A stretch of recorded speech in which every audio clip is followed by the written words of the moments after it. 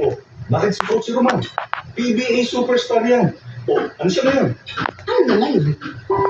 Mami, Naku, sorry. I don't mean to offend anybody. All I'm saying kasi is, naintindihan ko po.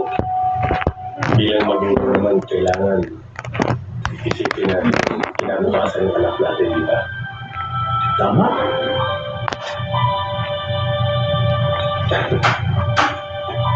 Coach, pasensya na sa mami ko, ah.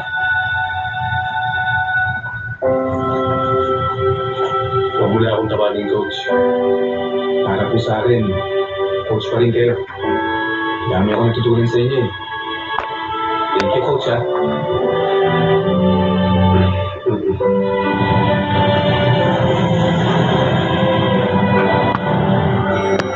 lagyan mo yan dito. Opo. Lagyan mo yan dito.